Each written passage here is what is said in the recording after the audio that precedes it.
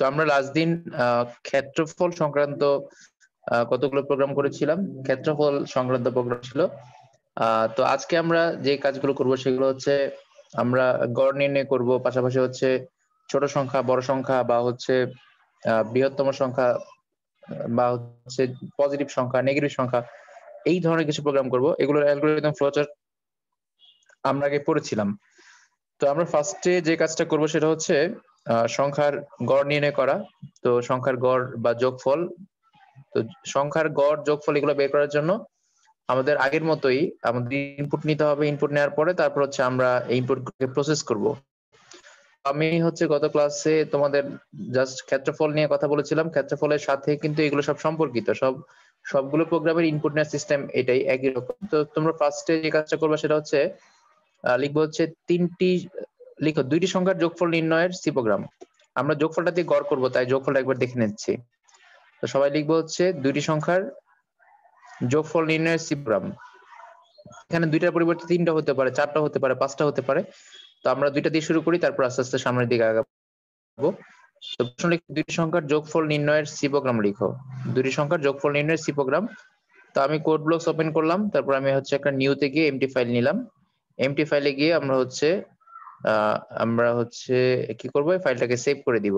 তো ফাইলটাকে আমরা প্রথমে সেভ করে নিব। তো ফাইলটাকে সেভ করে নিব যে কোনো একটা নাম দিয়ে, সেভ করবো। তবে ইম্পর্টেন্ট বিষয় হচ্ছে দেখতে হবে যে নিচে যে সি দেখা যাচ্ছে, সি আছে কিনা। সেভ করার সময় অবশ্যই দেখতে হবে সি আছে কিনা। আমি তোমাদের একটা ভিডিও পাঠিয়েছি মনে হয়, যে মোবাইলে কিভাবে সি প্রোগ্রাম করবা, এটা তোমাদের একটা ভিডিও আছে। তো আর কম্পিউটারে তো আমি দেখাচ্ছি, যদি তোমরা হচ্ছে মোবাইলেরটা দেখে নাও, আর কম্পিউটারটা তো আমি দেখাচ্ছি। তো আমি অন্য একটা নাম দিই, এই নামে অন্য একটা ফাইল আছে, আমি অন্য একটা নাম দিলাম, যে কোনো একটা নাম। তো আমরা এখন হচ্ছে দুটি সংখ্যার যোগফল নির্ণয় করব। তো দুইটা সংখ্যার যোগফল নির্ণয় করার জন্য আমাদের কাজটা হচ্ছে প্রথমে দুইটা সংখ্যা ইনপুট নিতে হবে।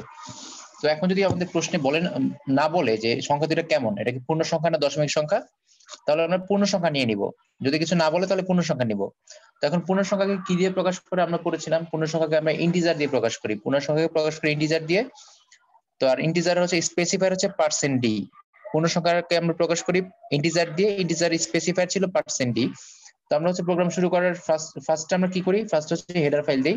তো আমরা শুরু করলাম ইনক্লুড std.h, এটা দিয়ে আমরা শুরু করব। এটা হচ্ছে আমাদের হেডার ফাইল stdu.h। তো হেডার ফাইল দেওয়ার পর আমরা হচ্ছে মেইন ফাংশন লিখবো। আমাদের মেইন ফাংশনের কাজটা কি, মেইন ফাংশনের কাজ হচ্ছে সি প্রোগ্রাম হিসেবে ধারণ করে। তারপর হচ্ছে সেকেন্ড ব্র্যাকেট দিয়ে আমি শুরু করব প্রোগ্রাম।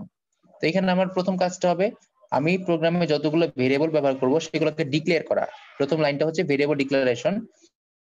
তো আমরা বলেছি যে আমাদের এখানে যে দুটো ভেরিয়েবল আছে, একটা হচ্ছে এ আর বি হতে পারে। তো আমরা বললাম ইন্টিজার a, b। আমরা ধরলাম দুইটা ভেরিয়েবল, একটা হচ্ছে a আর একটা হচ্ছে b। যেহেতু আমরা যোগফল বের করছি, তাহলে আমরা আরেকটা ভেরিয়েবলের নাম নিলাম হচ্ছে সাম, বা হচ্ছে এস লিখতে পারতাম, যে কোনো একটা নাম দিতে পারতাম। তো আমি দুইটা ভেরিয়েবল নিলাম a আর b, আর তার সাথে নিলাম হচ্ছে সাম, এটার যোগফল। এখন আমার প্রথম কাজ হচ্ছে ইনপুট নেওয়া। তো ইনপুট নিয়ে আমরা কিভাবে স্ক্যানএফ দিয়ে ইনপুট নেই, তার আগে প্রিন্টএফ দিয়ে আমরা কি করি, প্রিন্টএফ দিয়ে আমরা বলে দিই যে আমরা এই লাইনে কি করছি, বা আমরা হচ্ছে কোন কোন সংখ্যা ইনপুট নিব। সেটা হচ্ছে যে ইউজার, তার জন্য আমরা বলবো কি enter the value of a and b, বা আমরা বলতে পারি এন্টার দ্য টু নাম্বার, এভাবে লিখতে পারি। মানে এখানে প্রিন্টএফ এর ভিতরে তুমি তোমার মতো করে কথা লিখতে পারবা। আমি লিখলাম enter the value of two numbers বলে দিলাম। আবার তুমি চাইলে এখানে লিখতে পারতো যে এন্টার দ্য টু নাম্বারস লিখতে পারো, বা এন্টার দ্য ভ্যালু লিখতে পারো। তো আমরা লিখলাম enter the two numbers, short করে লিখলাম। তুমি তোমার ইচ্ছা মতো এখানে লিখতে পারো, কারণ প্রিন্টএফ এর ভিতরে যে কথাটা আমি দেই, কেন দেই, এটা হচ্ছে ইউজারের সুবিধার জন্য, যে প্রোগ্রামটা ব্যবহার করবে তার জন্য সুবিধা হয়, সেই জন্য এই লাইনটা দেখতে পাই। সেই জন্য আমি হচ্ছে প্রিন্টএফ এর ইনভার্টেড কমার ভিতরে যাই লিখবো, সেটা হচ্ছে আউটপুটে দেখাবে। এখন আমি স্ক্যানএফ দিয়ে লাইন, আমার ইনপুট দুইটা, মানে ভেরিয়েবল দুইটা ইনপুট নিব। ইনপুট দুইটা কি কি ছিল, একটা ছিল হচ্ছে এ আর বি। তো ইনপুট দুইটার মধ্যে দুইটাই আমরা বলেছি দুইটাই ইন্টিজার হবে, ইন্টিজার মানে পূর্ণ সংখ্যা। ইন্টিজার এটাকে আমরা কি দিয়ে প্রকাশ করি, এটাকে আমরা %d দিয়ে প্রকাশ করি। ইন্টিজারের জন্য স্পেসিফায়ারটা হচ্ছে %d। আমরা কয়বার নিব, দুইবার নিব। কেন, কারণ হচ্ছে আমাদের ভেরিয়েবল দুইটা। কি কি ভেরিয়েবল, একটা হচ্ছে এন্ড এ, একটা হচ্ছে এন্ড বি। একটা হলো এন্ড এ, একটা হলো এন্ড বি। এখন তুমি চাইলে এই দুইটা ভেরিয়েবলকে আলাদা আলাদা লাইনে নিতে পারতাম। %d লিখে আমরা এন্ড এ এন্ড বি নিলাম। তো একজন প্রশ্ন করছে স্যার প্রিন্টএফটা কি হচ্ছে এটা না দিলে হইতো কিনা? অবশ্যই হইতো। প্রিন্টএফটা জাস্ট প্রোগ্রামের সৌন্দর্য বাড়াবে, এই প্রিন্টএফটা। এইটার আর কোনো কাজ নাই। এইটা না দিলে হবে, কিন্তু অন্য প্রিন্টএফ পরে যে প্রিন্টএফ আছে সেটা দিতে হবে। তো এই প্রিন্টএফ না দিলে হবে, তবে আমরা এগুলো দিয়ে অভ্যাস করব। তো এখন দেখো এখানে স্ক্যানএফ দিয়ে আমরা %d নিলাম এন্ড এ এন্ড বি, মানে আমরা দুইটা ভেরিয়েবল নিচ্ছি তাই দুইবার দিলাম %d। দেওয়ার পর এখন আমার মূল কাজটা তো সাম আমি উপরে লিখেছিলাম এস টা বড় হাতের, ইউ টা ছোট হাতের, এম টা ছোট হাতের। এখানে কিন্তু সেম নিতে হবে। আমি যদি এখানে এস টা ছোট হাতের দিই, আমি যদি এভাবে লিখি তাহলে আমার প্রোগ্রামে ভুল ধরবে। ঠিক আছে? তো দুইটা ভেরিয়েবল সেম নিতে হবে। এখন আমার মূল প্রসেসটা কি? প্রসেস হচ্ছে a প্লাস b টা যোগ করতে হবে সামের মধ্যে। যোগ করলে আমার ফলাফল চলে আসলো। এখন আমি প্রিন্টএফ দিয়ে ফলাফলটা বের করে দিব। আমার কাছে প্রিন্টএফ দিয়ে ফলাফলটা লিখবো। তো ফলাফলটা আমি ফলাফল লেখার নিয়মটা কি ছিল? ইনভার্টেড কমার ভিতরে আমি যাকে প্রিন্ট করব তার মানে ডেটা টাইপটা বলে দিতে হবে। তো আমি যাকে প্রিন্ট করব সে হচ্ছে সাম। তো আমি তাকে হচ্ছে বললাম যে সামটা হবে কি %d টাইপের। %d মানে হচ্ছে ইন্টিজার টাইপের। আর যেখানে আমি %d লিখবো ঠিক সেখানে রেজাল্ট আসবে। মানে প্রিন্টএফ এর ভিতরে এই জায়গাতে রেজাল্ট আসবে। এখন তুমি যদি লিখতে চাও দা সামেশন ইজ বা দা রেজাল্ট ইজ, যাই লিখতে চাও না কেন তুমি চাইলে এখানে লিখে দিতে পারো। যেহেতু প্রিন্টএফ এর ভিতরে এটা আছে, রেজাল্ট ইজ আমি একটা কোলন দিলাম, মানে এখানে হচ্ছে আমার আউটপুটটা চলে আসবে, মানে আমার সামটা হচ্ছে এখানে চলে আসবে। আমি যদি পার্সেন্টেজটা এখানে দিতাম তাহলে এখানে আসতো, পার্সেন্টেজ যদি এখানে দিতাম এখানে আসতো। পার্সেন্ট আমি যেখানে দিব না কেন, আমি যদি এখানে পার্সেন্টেজ দেই আমার রেজাল্ট হচ্ছে সেখানে আসবে। এখন আমার কাকে সে প্রিন্ট করবে?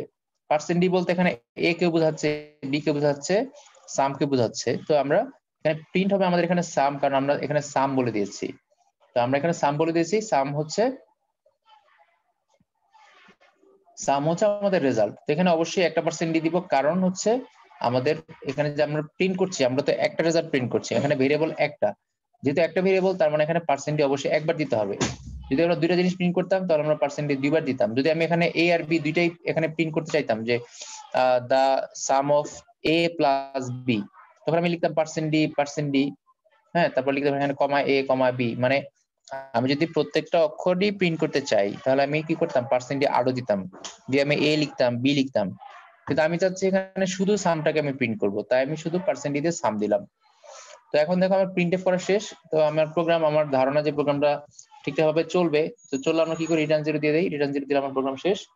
তো এখন আমরা এই প্রোগ্রামটাকে হচ্ছে বিল্ড করব। বিল্ড করলে প্রোগ্রামে কোনো ভুল আছে কিনা সেটা দেখা যাবে। তো আমি বিল্ড করার পরে আমরা এটাকে রান করাবো। রান করলে হচ্ছে আমরা দেখবো এখানে ভুল আছে না নাই। তো আমি এটাকে রান করব, রান করলে একটা উইন্ডো আসবে। তো আমরা হচ্ছে দেখবো যে এই উইন্ডোটা আমি হচ্ছে এখানে উইন্ডোটা তোমাদের দেখাচ্ছি।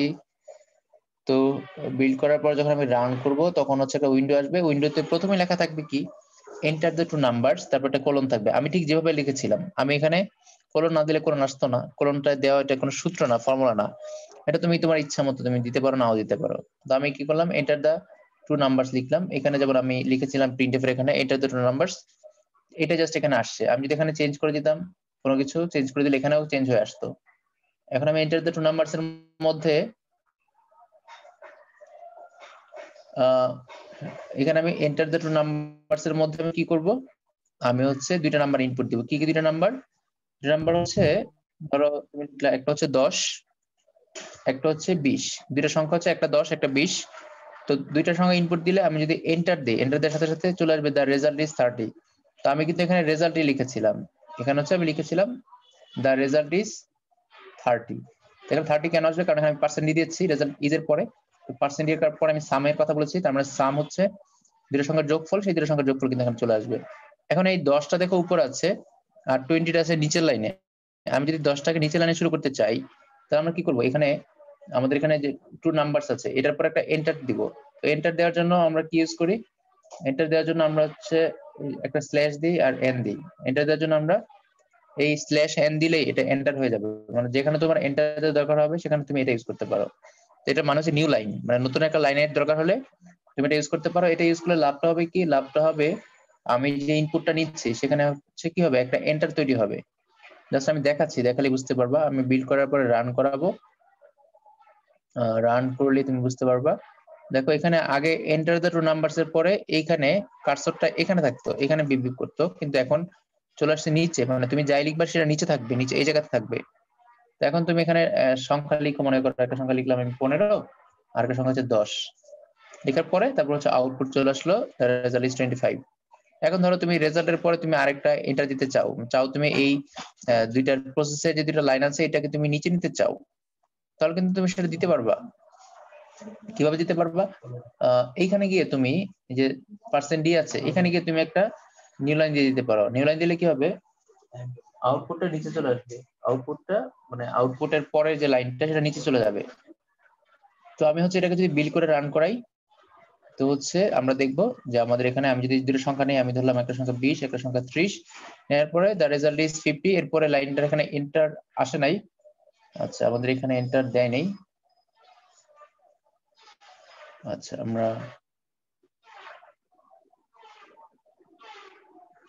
আচ্ছা এখানে দেখি আরেকটা যে দেখি কাজ করে কিনা, কেন আসলো না সেটা আমরা দেখবো।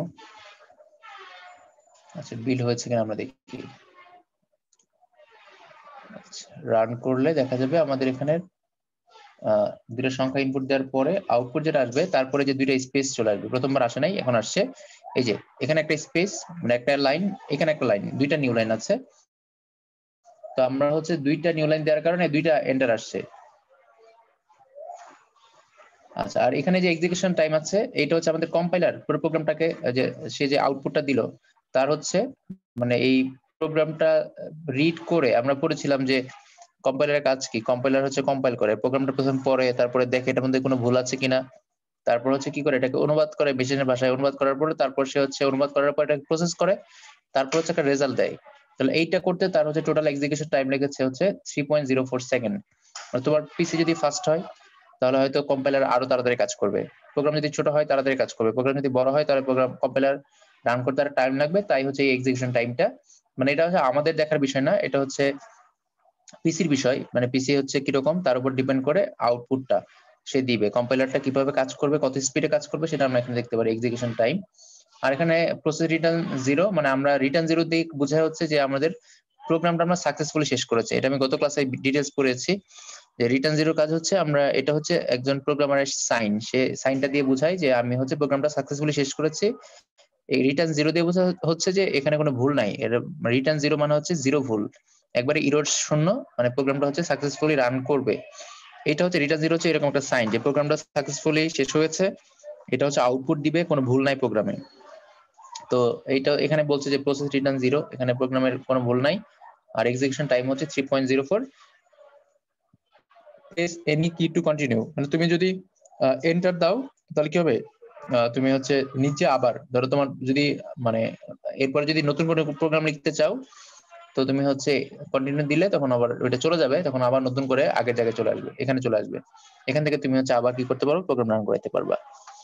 তো এখানে আমরা কি করলাম, জাস্ট আমরা করলাম দুইটা সংখ্যার যোগফল বের করা। এখন যদি বলা হয়তো তিনটা সংখ্যার যোগফল, তিনটা সংখ্যার যোগফল হলে কি হতো, আমরা সাম সমান a plus b plus c লিখতাম। আমরা নিতে হতো তিনটা সংখ্যা, আমরা এখন করছি তিনটা সংখ্যার যোগফল। একটা সাম সমান কি হতো, সূত্রটা a plus b plus c হতো। আর এখানে ইন্টিজার a b, তার সাথে আমরা কি লিখতাম, c লিখতাম। এই হয়ে গেল আমাদের a b c তিনটা। এখন আমরা এন্টার দেয় এখানে 2 নাম্বার না লিখে হয়তো 3 নাম্বার লিখতাম, THREE 3 নাম্বারস।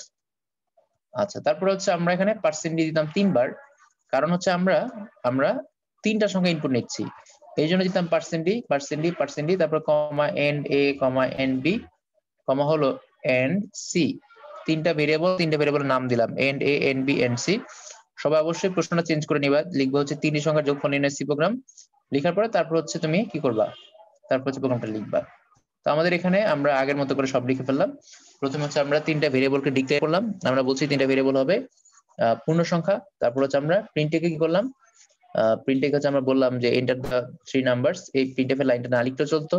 তারপর স্ক্যানএফ এ হচ্ছে আমরা কি বললাম, পার্সেন্টেজ দিয়ে তিনটা ভেরিয়েবলের নাম দিলাম। তারপর সাম equal a plus b plus c, printf এর মধ্যে হচ্ছে আমরা সামটাকে প্রিন্ট করলাম। তো যারা হচ্ছে গত ক্লাসে দেখো নাই অবশ্যই দেখে নিবা, কারণ গত ক্লাসের মধ্যে বেসিক বিষয়গুলো অনেক কথাবার্তা হয়েছে। আর আগে একটা প্রোগ্রামের একটা বেসিক ক্লাসে আমি দিয়েছি তোমাদেরকে 1 ঘন্টা 5 মিনিট না কয় মিনিটের একটা ভিডিও দিয়েছি। তো এখানে হচ্ছে বেসিক ক্লাসগুলো, বেসিক বিষয়গুলো আলোচনা আছে, কোনটা আমরা কেন ইউজ করি, এখানে ইনক্লুড std.h কেন, অন্য কোনো হেডার ফাইল কেন ইউজ করি না, ঠিক আছে, প্রত্যেকটার ব্যবহার ওখানে বিস্তারিত আলোচনা করা হয়েছে। তো তোমরা হচ্ছে ক্লাসগুলো অবশ্যই দেখে নিবা। তো এখানে আমরা যেটা করলাম সেটা হচ্ছে দুইটা সংখ্যার যোগফলের পরিবর্তে তিনটা সংখ্যার যোগফল। তাহলে তিনটা সংখ্যার যোগফল হলে আমরা জানি তিনটা পূর্ণ সংখ্যা যদি আমরা যোগ করি তাহলে অবশ্যই রেজাল্ট তিনটা পূর্ণ সংখ্যায় আসবে। রেজাল্ট যেটা আসবে তিনটা পূর্ণ সংখ্যার যোগফল করলে তিনটা পূর্ণ সংখ্যায় আসে। তাই আমরা এখানে বলেছি যে ইন্টিজার এবিসি যদি পূর্ণ সংখ্যা হয় তাহলে সামটাও পূর্ণ সংখ্যা হবে। কিন্তু আমরা কিছু প্রোগ্রাম পাবো যেখানে হচ্ছে আমরা তিনটা সংখ্যা নিলে পূর্ণ সংখ্যা নিলে রেজাল্টটা দশমিকও আসতে পারে। তো সেটা কিরকম হবে, যদি তোমাকে বলা হয় যে তুমি হচ্ছে তিনটি সংখ্যার গড় বের করো, এভারেজ। তোমাকে বলা হলো তিনটি সংখ্যার গড় নির্ণয়ের সি প্রোগ্রাম লিখো। এখন তিনটা সংখ্যার গড় নির্ণয় করতে গেলে তিনটা সংখ্যা যদি আমরা যোগ করি, সেটাকে 3 দিয়ে ভাগ করি, তাহলে দশমিক আসার পসিবিলিটি থাকে। তিনটা সংখ্যা যদি আমরা যোগ করে 3 দিয়ে ভাগ করি তাহলে দশমিক আসার পসিবিলিটি থাকে। যদি দশমিক আসার পসিবিলিটি থাকে তাহলে আমরা কি করবো, তাহলে আমরা ইন্টিজার নিব না, আমরা হচ্ছে ফ্লোট নিব। আমরা পড়েছিলাম যে ফ্লোট মানে হচ্ছে দশমিক সংখ্যাকে ইন্ডিকেট করবে। ফ্লোট হচ্ছে ফ্লোটিং পয়েন্ট নাম্বার বা দশমিক সংখ্যা ইন্ডিকেট করে। আর ফ্লোটকে আমরা এক্সপ্রেস করে হচ্ছে কি দিয়ে, %f দিয়ে। আমরা হচ্ছে ইন্টিজার দিয়ে পূর্ণ সংখ্যা বোঝাই, আর ফ্লোট দিয়ে আমরা বোঝাই হচ্ছে দশমিক সংখ্যা। ফ্লোট দিয়ে আমরা বোঝাই হচ্ছে দশমিক সংখ্যা। তো আমি এখানে ইন্টিজারের পরিবর্তে ফ্লোট নিব যদি বলা হয় তিনটি সংখ্যার গড় নির্ণয়। তো হচ্ছে তোমরা খাতার মধ্যে প্রশ্ন লিখো তিনটি সংখ্যার গড় নির্ণয়ের সি প্রোগ্রাম। তিনটা সংখ্যা যে পারবে সে দুইটা সংখ্যাও পারবে। আমি তিনটা সংখ্যা দিয়ে করছি। লিখো তিনটি সংখ্যার গড় নির্ণয়ের সি প্রোগ্রাম। তিনটি সংখ্যার গড় নির্ণয়ের সি প্রোগ্রাম। তো আমরা তিনটা সংখ্যা প্রথমে ইনপুট নিব, তিনটা সংখ্যা ইনপুট নেওয়ার পরে তারপর সূত্রের মধ্যে গিয়ে আমরা তিনটা সংখ্যা যোগ করে 3 দিয়ে ভাগ করব। আমরা জানি গড় বের করার সূত্র হচ্ছে সবগুলো যোগ করে যে কয়টা সংখ্যা সেটাতে ভাগ করতে হয়। যদি সংখ্যা হয় 2টা তাহলে 2টা যোগ করে 2 দিয়ে ভাগ করতে হবে। যদি সংখ্যা 4টা তাহলে 4টা যোগ করে 4 দিয়ে ভাগ করতে হবে। তো আমাদের প্রশ্ন হচ্ছে তিনটি সংখ্যার গড়। তো আমরা ফার্স্টে তিনটা সংখ্যা নিলাম এ, বি, সি। আর এখানে সাম না লিখে তুমি এভারেজ লিখতে পারো। তো এভারেজকে তুমি শুধু এও ধরতে পারো, আবার চাইলে শুধু এবিজিও লিখতে পারো, আবার চাইলে ফুল এভারেজও লিখতে পারো। যার যেটা ইচ্ছা, ভেরিয়েবলের নাম তুমি তোমার ইচ্ছা মতো দিতে পারো। আমি এটাকে শর্টে এবিজি লিখলাম, তুমি পরীক্ষা এবিজি লিখলে কোনো সমস্যা নাই। তো এখন আমি লিখলাম এন্টার দ্য 3 নাম্বারস। যেহেতু আমার তিনটা সংখ্যা ইনপুট নিতে হবে, তো আমি প্রিন্টএফ দিয়ে তিনটা সংখ্যা ইনপুট নিলাম। আর স্ক্যানএফ দিয়ে আমরা আগের মতো করে তিনটা সংখ্যা ইনপুট নেওয়া হয়ে গেল আমাদের। এখন আমরা এই যে লাইনটা আছে এই লাইনটা আমরা চেঞ্জ করব। আমাদের এখানে সূত্র হচ্ছে এভারেজ ইকুয়াল, এভারেজের সূত্র কি হবে, এভারেজ ইকুয়াল তিনটা সংখ্যার যোগফল ভাগ হচ্ছে 3। তিনটা সংখ্যার যোগফল ভাগ হচ্ছে 3। তো আমি লিখলাম a + b + c, যোগ করলাম, ভাগ করব 3 দিয়ে। এখন দেখো হয়ে গেল কি এভারেজ। তিনটা সংখ্যার যোগ করলাম, যোগ করার পরে আমরা 3 দিয়ে ভাগ করলাম। তো এখন আমাদের রেজাল্টটা প্রিন্ট করবো। আমরা লিখলাম দ্য রেজাল্ট ইজ %d। না লিখে আমরা কি লিখবো, এখানে যতগুলো %d আছে সবগুলোতে আমরা কি দিব, %f দিব। এর কারণ হচ্ছে আমরা জানি যে তিনটা সংখ্যার গড় করলে দশমিক আসার পসিবিলিটি আছে। তাই দশমিক আসার পসিবিলিটি থাকলে আমরা এখানে ইন্টিজার না দিয়ে দিব হচ্ছে ফ্লোট। যদি ফ্লোট দিই, ইন্টিজার দিলে হবে কিন্তু দশমিক সংখ্যা আসলে রেজাল্ট দিবে না। যদি তোমার গড়টা পূর্ণ সংখ্যা আসে তাহলে রেজাল্ট দিবে, দশমিক আসলে রেজাল্ট দিবে না। আর ফ্লোট দিলে সুবিধাটা কি একটু শুনে রাখো। ফ্লোটের কথা আমি গত ক্লাসে বলেছি, ফ্লোট দিয়ে সবচেয়ে বড় সুবিধা হচ্ছে এটা পূর্ণ সংখ্যা রেজাল্টও দিতে পারে, দশমিক সংখ্যা রেজাল্টও দিতে পারে। যদি তোমার গড় করার পরে দশমিক সংখ্যা না এসে পূর্ণ সংখ্যা আসে তাতেও কোনো সমস্যা নাই। রেজাল্টটা সে এইভাবে লিখবে, ধরো গড় আসছে 5, সে দেখাবে 5.00। তো 5.00 যে কথা, 5 তো একই কথা, তার মানে সে তার মতো করে দশমিক রেজাল্ট দিচ্ছে। ফ্লোট ব্যবহার করার সুবিধা হচ্ছে কি, যদি দশমিক আসে তাহলে তো ভালো, দশমিক তো দিবেই সে। আর যদি দশমিক না আসে রেজাল্টটা পূর্ণ সংখ্যা চলে আসে তাতেও কোনো সমস্যা নাই।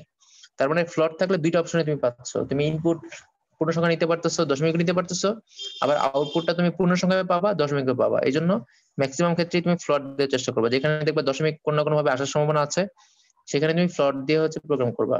তাহলে ফ্লোটের জন্য আমরা %d ইউজ করি না, আমরা ইউজ করি %f।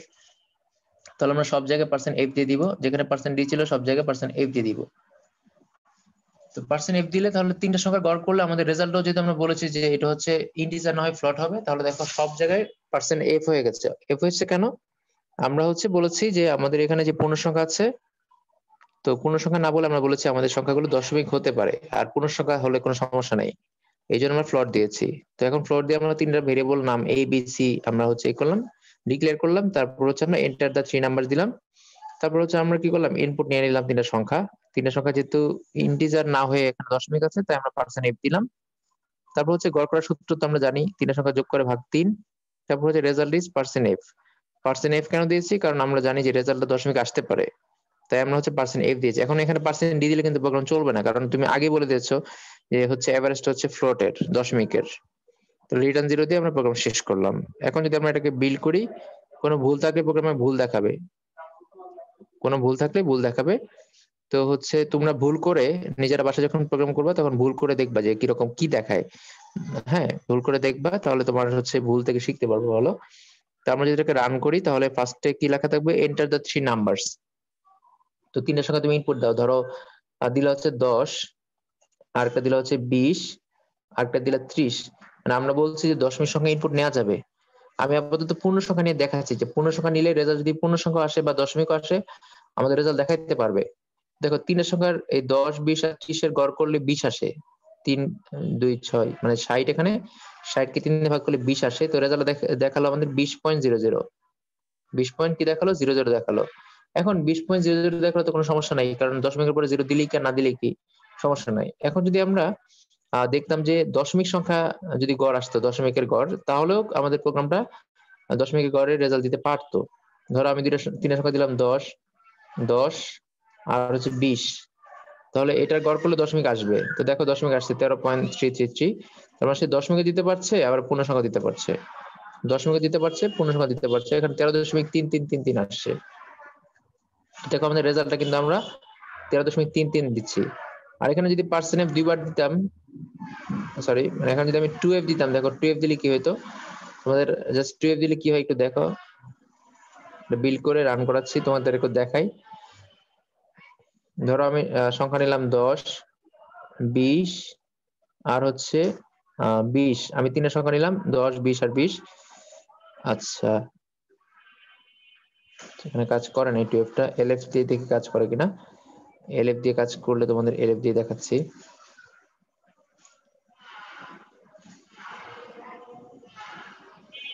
তিনের সংখ্যা নিলাম 10, 20, 20।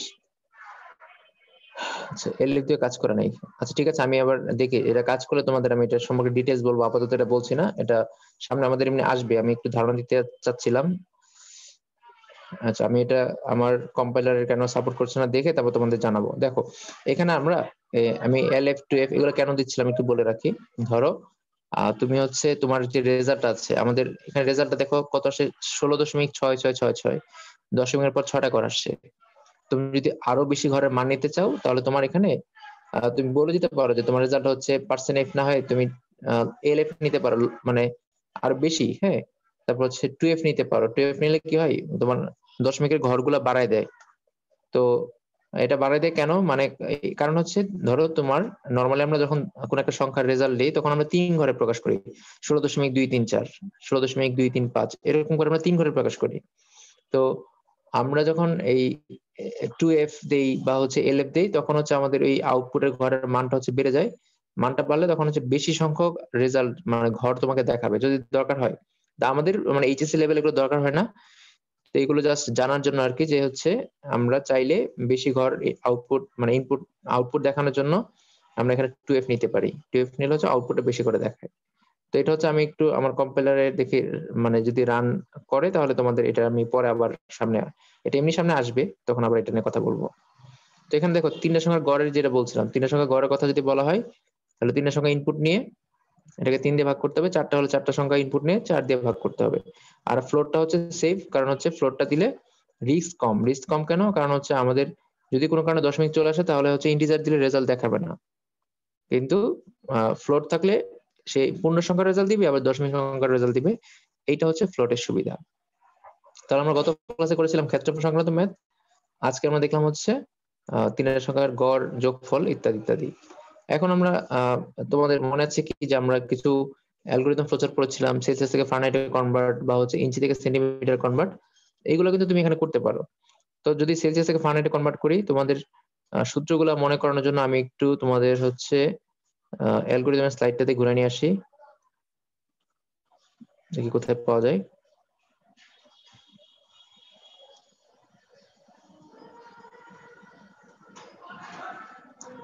আচ্ছা, এটা হচ্ছে ফারেনহাইট থেকে সেলসিয়াস, এটা হচ্ছে সেলসিয়াস থেকে ফারেনহাইট। ধরো তোমাকে বলা হলো যে সেলসিয়াস থেকে ফারেনহাইটের রূপান্তরের সি প্রোগ্রাম লিখো। আমাদের এখন প্রশ্ন হচ্ছে সেলসিয়াস থেকে ফারেনহাইটের রূপান্তরের সি প্রোগ্রাম। তো সেলসিয়াস থেকে ফারেনহাইটে রূপান্তর করার জন্য সূত্র আমরা পড়েছিলাম F equal 9c/5 + 32। F equal 9c/5 + 32। তাহলে এখানে আমাদের সি ইনপুট নিতে হবে, এফ হচ্ছে আউটপুট। আমাদের ইনপুটটা হচ্ছে সি, আউটপুট হলো এফ। তো তোমাদের খাতায় প্রশ্ন লিখবা যে সেলসিয়াস থেকে ফারেনহাইটে রূপান্তরের সি প্রোগ্রাম, সেলসিয়াস থেকে ফারেনহাইট রূপান্তরের সি প্রোগ্রাম, সেলসিয়াস থেকে ফারেনহাইটে রূপান্তরের সি প্রোগ্রাম, সেলসিয়াস থেকে ফারেনহাইটে রূপান্তরের সি প্রোগ্রাম।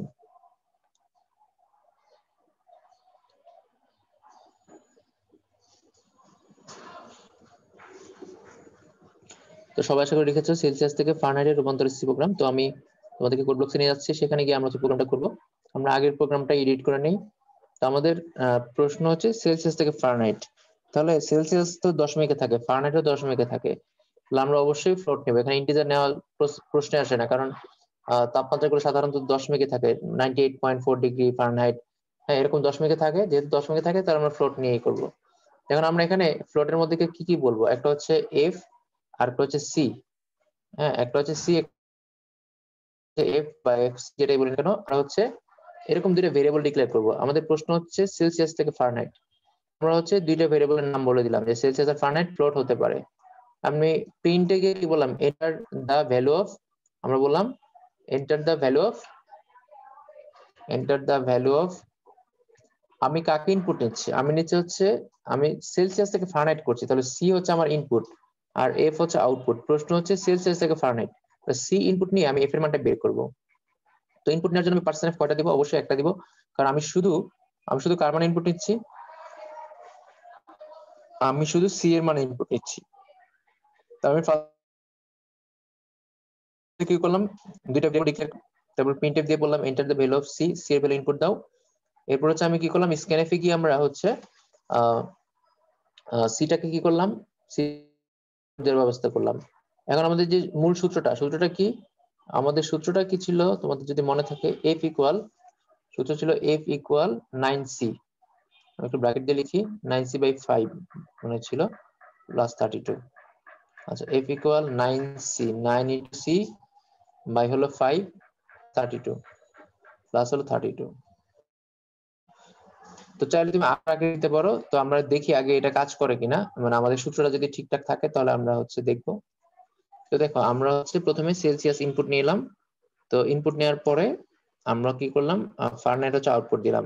তো আমি 9c/5টাকে একসাথে ব্র্যাকেটে দিই, নাহলে ঝামেলা করতে পারে।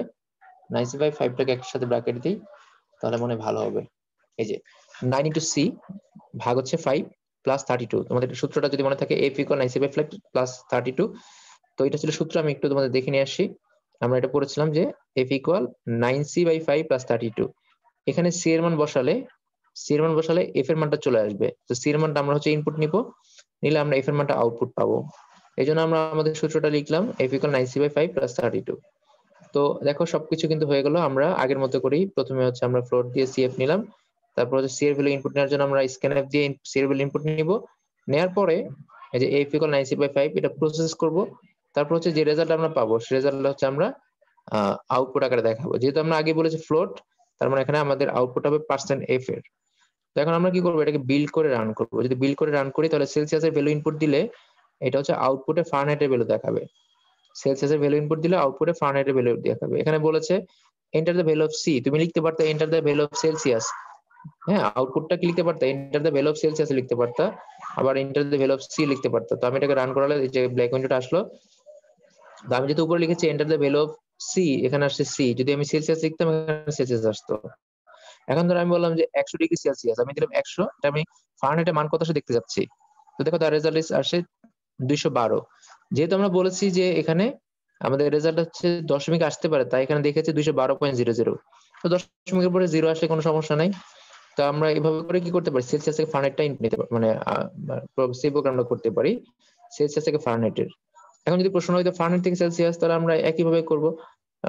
যদি বলা হয় ফারেনহাইট থেকে সেলসিয়াস, তো প্রশ্ন তোমরা খাতার মধ্যে চেঞ্জ করে ফেলো। প্রশ্ন হচ্ছে ফারেনহাইট থেকে সেলসিয়াসের রূপান্তরের সি প্রোগ্রাম। তো আমরা ইনপুটে কি নিব, ফারেনহাইট, আর আউটপুটে দিব সেলসিয়াস। ইনপুটে নিব ফারেনহাইট, আউটপুটে দিব সেলসিয়াস। তো এখানে আমরা লিখবো enter the value of F. আমাদের প্রশ্ন হচ্ছে ফারেনহাইট থেকে সেলসিয়াসের রূপান্তরের সি প্রোগ্রাম, ফারেনহাইট থেকে সেলসিয়াসের রূপান্তরের সি প্রোগ্রাম। তো আমরা ইনপুটে কি নিব, ফারেনহাইট, আউটপুটে দিব সেলসিয়াস। ইনপুটে নিব ফারেনহাইট, আউটপুটে দিব সেলসিয়াস। C program. তো আমরা এখানে ফ্লোটে গিয়ে সি এফ এখানে আগে পরে সমস্যা নাই, এমন না যে এফটা আগে দিতে হবে সিটা পরে দিতে হবে, এরকম কোনো বিষয় নাই। এখানে ভেরিয়েবল পাশাপাশি লিখতে হবে। আমরা প্রিন্টএফ দিয়ে হচ্ছে লিখলাম enter the value of F, যেহেতু আমরা ফার্নের থেকে সেলসে যাচ্ছি। তারপর স্ক্যানএফে গিয়ে, তো ধরো তুমি চাইলে এখানে কমেন্ট লেখার কিন্তু সিস্টেম আছে, তুমি চাইলে উপরে কমেন্ট লিখতে পারো। কমেন্টে কিরকম, এই যে আমি যদি ফরওয়ার্ড স্ল্যাশ দিই দুইটা দেওয়ার পর এখানে তুমি লিখে রাখতে পারো যে হচ্ছে ফারেনহাইট থেকে সেলসিয়াস।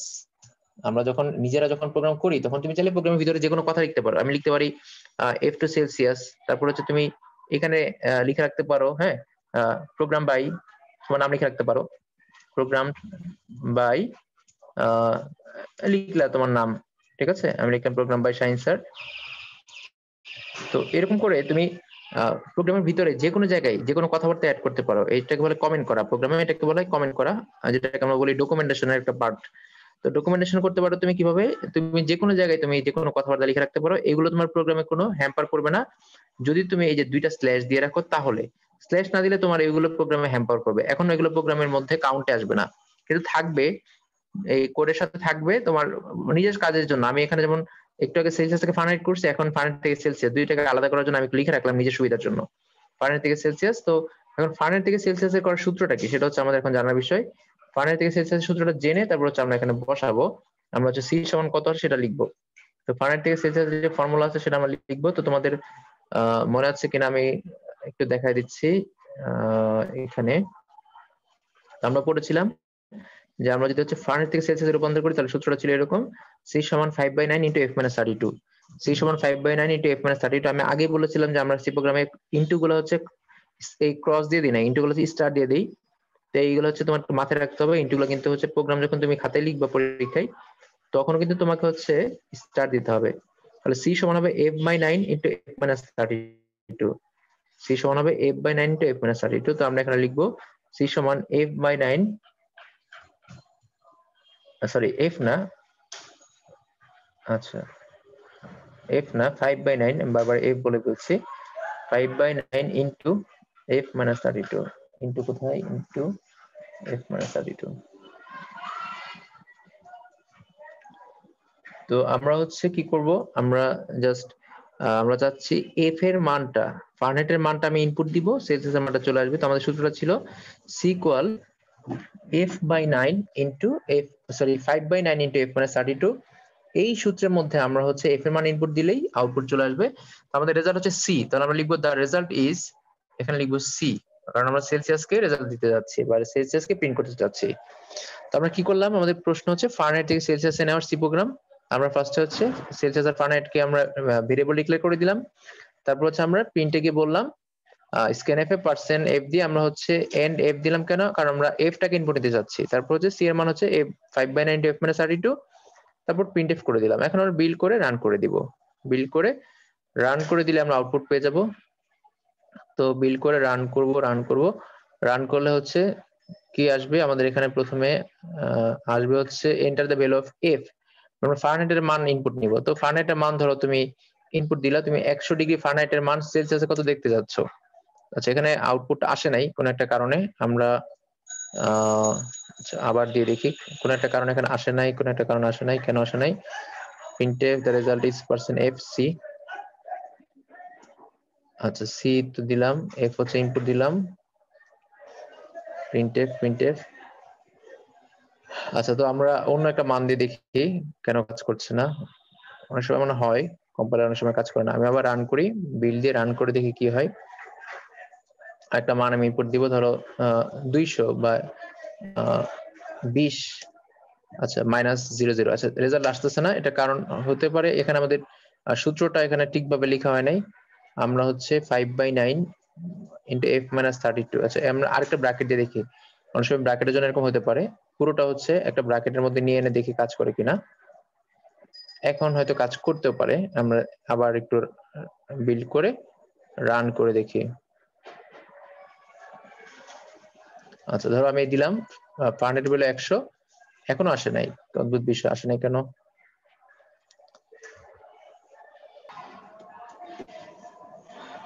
আচ্ছা, আজান দিয়ে দিচ্ছে, আমাদের 40 মিনিট শেষ হয়ে যাবে, 1 মিনিট আছে, এর মধ্যে এটা রান করাতে হবে। রান করে দেখি কি বলে। এখনো আসে নাই, দ্য রেজাল্ট ইজ এত। আচ্ছা পার্সেন্ট এফ আছে, পার্সেন্ট এফ সি আছে, সেমিকোলন, কোনো ভুলও দেখাচ্ছে না এখানে, অবশ্য ভুলও দেখাচ্ছে না, রিটার্ন জিরো, ফ্লোট সিএফ, তিনটে পেন্টেন্সে বের হতো।